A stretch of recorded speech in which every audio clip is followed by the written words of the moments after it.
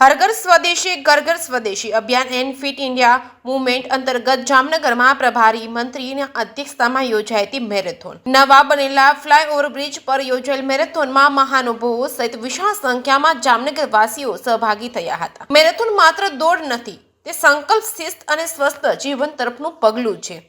જામનગરમાં રાજ્યના વન અને પર્યાવરણ અને ક્લાઇમેટ ચેન્જ વિજ્ઞાન અને પ્રૌદ્યોગિકી વિભાગના મંત્રી અને જામનગર જિલ્લાના પ્રભારી મંત્રી અર્જુનભાઈ મોઢવાડિયાના અધ્યક્ષસ્થાને જામનગરમાં મેરેથોનનું આયોજન કરવામાં આવ્યું છે.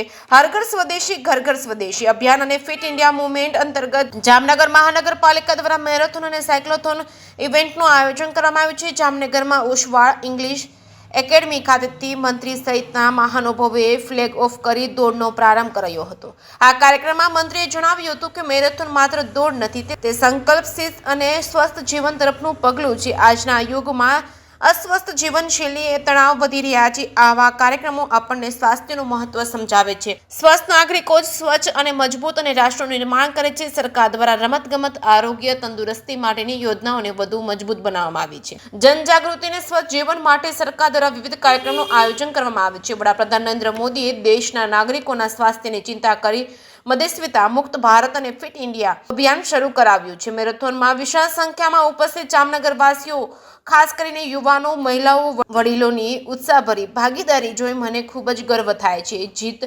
મહત્વની છે, પરંતુ ભાગ લેવો અને પ્રયત્ન કરવો વધુ મહત્વનું છે. આજે અહીં હાજર દરેક દોડનાર સાચો વિજેતા છે. મેરેથોનનો રૂટ ઓશવાળ ઇંગ્લિશ એકેડમી અને ઇન્દિરા માર્ગ અને 7 રસ્તાથી નવા ફ્લાયઓવર બ્રિજ તેમજ નાગનાથ જંકશન થઈને યુનિટ થયેલા પરત ઓશવાળ ઇંગ્લિશ એકેડમી ખાતે પૂર્ણ થયો હતો. જે.કે. સિંહ ગુજરાતી સાથે હર્ષલ ખંડેરિયા, જામનગર. જામનગર મહાનગરપાલિકા દ્વારા આજે